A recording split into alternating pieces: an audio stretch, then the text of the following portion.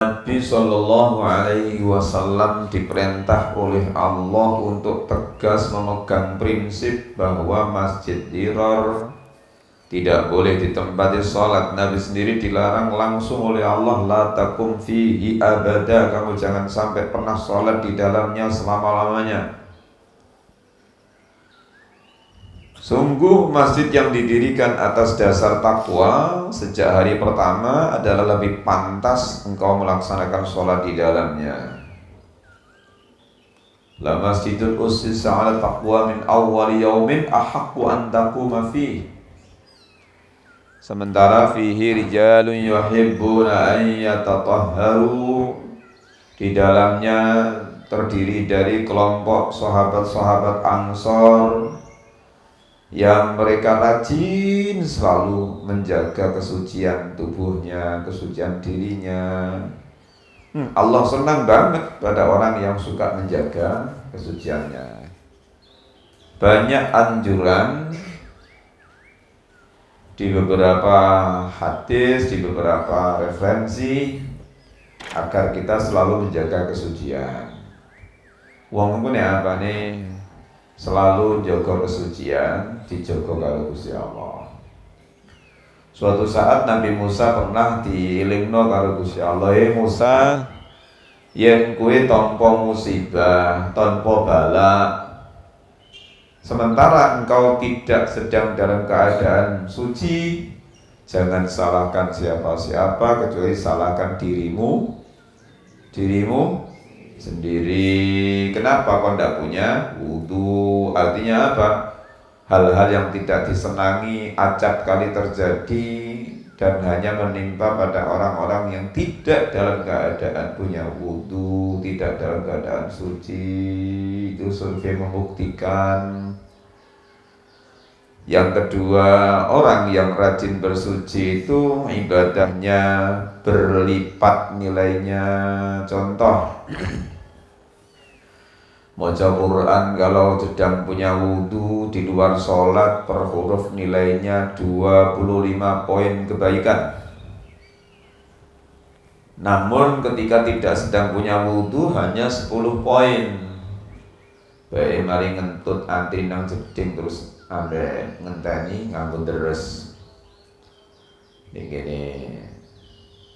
panggonan sing kados saka kuno sing isih pantes tinggal terus. Maka per huruf nilainya cuma 10. Paham atau tidak paham itu tidak jadi syarat. Yang penting mocone bener. Yang punya wudu nilainya 25. Kalau sedang berdiri sholat per huruf nilainya 100 poin. Makanya kalau sholat maca surat-surat dawa, kadang-kadang sok terapi, maca Yasin, maca Tabarok, maca Waqiah, maca An-Naba, gitu-gitu.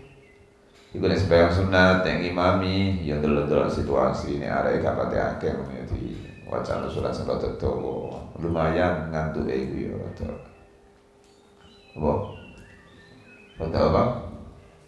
Perlu terlatih seperti itu. Nabi sendiri menganjurkan kalau ngimami standar, tapi kalau sholat sendirian sakarepmu itu maksudnya Nabi sing luwih dawa nek sembayang ijen sakarepmu bangkok dawak-dawak gak apa-apa.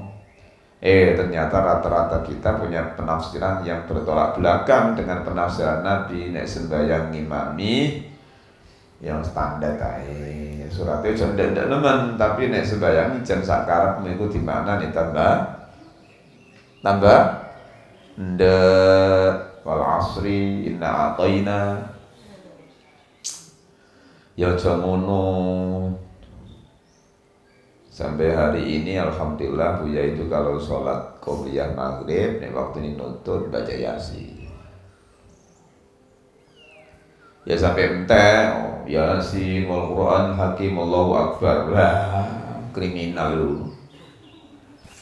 Yasin takhuduhum bahum yakhsimun. Rakaat pertama berakhir, rakaat kedua fala yastati'una tawsiyatan wa la ilaha illa billah. Eman, pupung pelipatan nilainya banyak. Per huruf berapa tadi? 100. Maka baca suratnya yang panjang nih sembahyang sunat. Ambil latihan terus dong. Surat apa yang paling hafal? Yaitu diterus digawe waktu sholat, atau sholat malam, atau sholat sunat mutlak, terserah. Niatin terus tapi ben bijine Quran wakeh digawe sholat. Nah kalau ba'diyah maghrib biasanya dibaca Waqiah. Qobliyah Isya Waqiah, Ba'diyah Isya Waqiah, atau Al-Mulk. Lumayan. Lumayan. Yasin itu paling 6 menit bisa sembayangi. Waqiah paling 3 menit 4 menit selesai. Walaupun ayatnya lebih banyak. 96 ayat, tapi pendek-pendek. Kalau tidak sedang berdiri, tetap di dalam sholat, umpamanya ketika sujud itu per huruf nilainya 50. Walaupun Nabi sendiri menyatakan kami tidak diperintahkan untuk membaca Quran di saat rukuk dan sujud. Ya, cara praktek real, orang sedang sujud itu dianjurkan untuk banyak berdoa. Jadi sujud itu dianjurkan, khususnya sujud yang kedua itu suwe. Ikut tuntunannya Kanjeng Nabi. Masih gak ngaku nih anjani yang ngaji ini kurang seru. Bahasa ya arek ngopinya kurang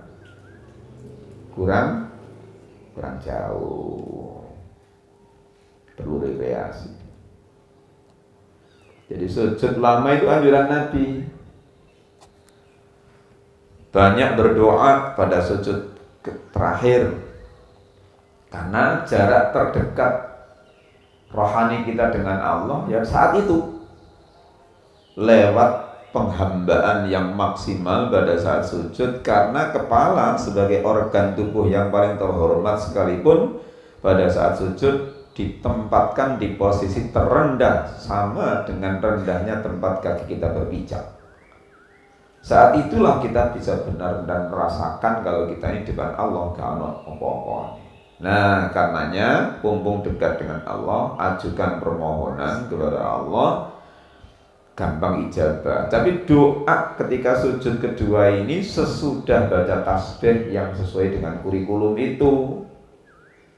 Bukan tambah gak baca tasbih, berarti sujudnya tambah lama.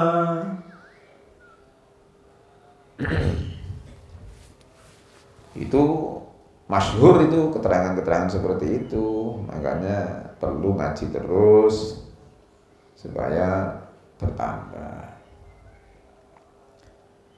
Nah, di saat sujud berdoa lah, donga yang paling utama adalah mengadopsi doa yang ada di Al-Qur'an.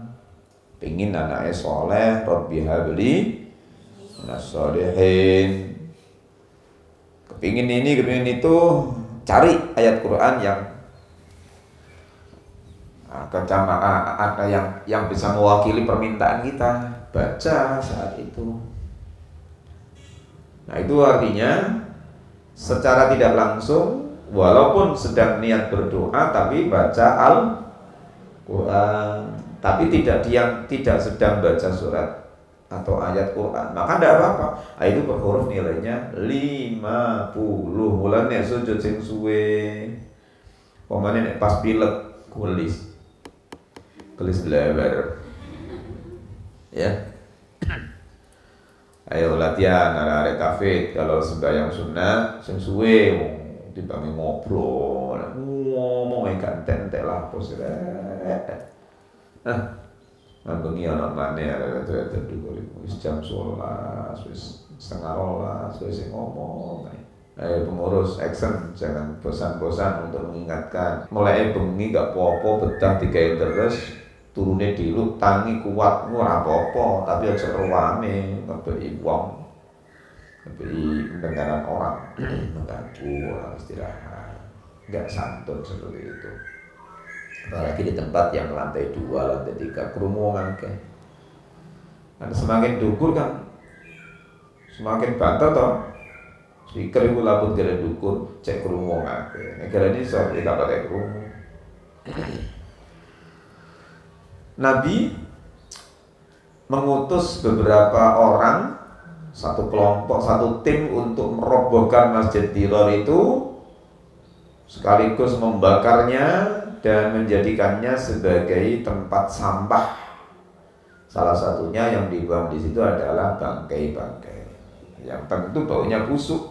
Kenapa? Sebagai hukuman tegas dari Nabi pada orang-orang yang memang merongrong kejayaan Islam. Sesungguhnya masjid yang didasari ketakwaan sejak dimulainya pembangunan, maksudnya Masjid Quba,